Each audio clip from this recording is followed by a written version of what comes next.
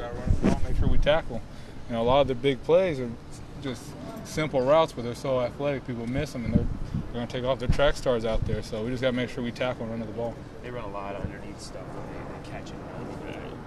Your linebackers, has linebackers get to be involved in pass coverage anymore against these guys than another opponent? We always got to be in pass coverage. You always want to get hammers on them, make sure they are ginger going through they can't be going full speed through the middle because they're going to catch them, just take off with it. You want to make sure you got a presence in there where they have to stutter, get around you, and throw off the timing. And we've got a good enough pass rusher. If we throw off timing, I think we'll get up to Barkley with our players. We work hard every day, and we just got to keep it going this week.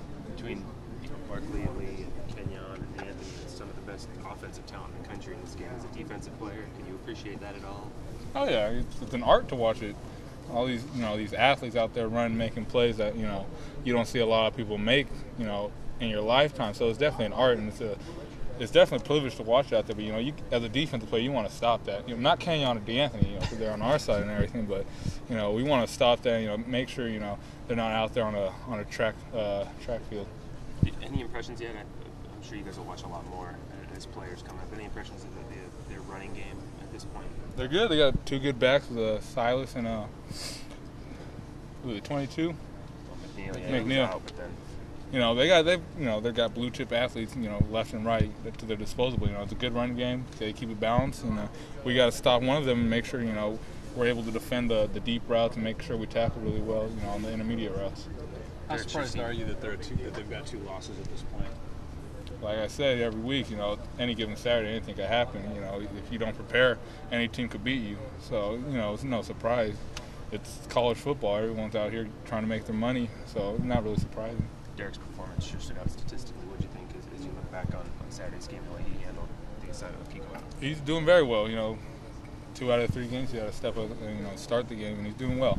He's holding his own. You can see in the stat sheets, making plays, had his first career interception. And it's just all come with confidence. The more confident he gets, the better he's going to be.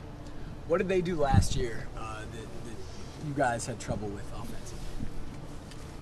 I wouldn't say trouble. Is just assignments we didn't perform at the level we needed to perform. They got behind us a couple times when they shouldn't have. So it's all stuff that we could have prevented or anything. It was a dogfight out there. Went down to the last seconds. But I think we're going to watch film from last year because I think that's the blueprint they're going to go after. They got success on some runs, some passes. So we just got to eliminate big plays like that. A lot of your fans look back. Dion was hurt, DeWitt was hurt in that game, and say, those guys, you missed them in the pass rush, and that was sort of the X factor in the game. Is that legitimate? I wouldn't say so. You got Brandon Hanna from last year who did a very good job. And you had Kiko from last year. Kiko's the Rose Bowl MVP. It's not like we lost a significant amount of talent. It's the next man up. They outworked us that day and beat us last year. But it's a new year, and we're going to come in and like we've been doing the past 8 weeks and try to get a win. You mentioned them getting behind the secondary a little bit. Efo, Troy, and Terrence are all a year older now. How much different are they as players now than they were last year during that game? A lot more confident. Freshmen out there is a big stage. ESPN, Marquise Lee and Robert Woods. Now they have their own swagger to them. They're not going to let anybody get past them. They've done a great job the whole year. Efo, T. Mitch, Troy Hill, Avery's done a great job. The whole secondary's done a great job, and it all just comes with experience. You guys, part of your magic under Chip Kelly has just been obviously the win the day, but you're able to move on so quickly from things. You sense that from the loss last year to USC, or is that one that sort of stuck around? No, the next week we played Oregon State in the Civil War. You got to put water off your back. It happens. It's going to happen in your career where you're going to get a loss, and you can't dwell on that because then you're going to have a bad performance the rest of the year. It's water off your back. Go on. You live and you learn.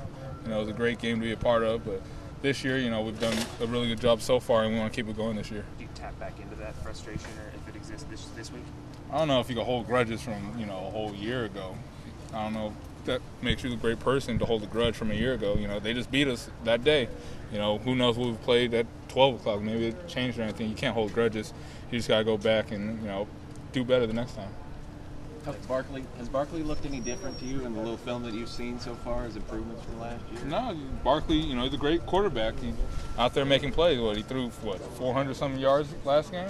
Not a lot of people could do that on a week-to-week basis, and he does that on a week-to-week basis.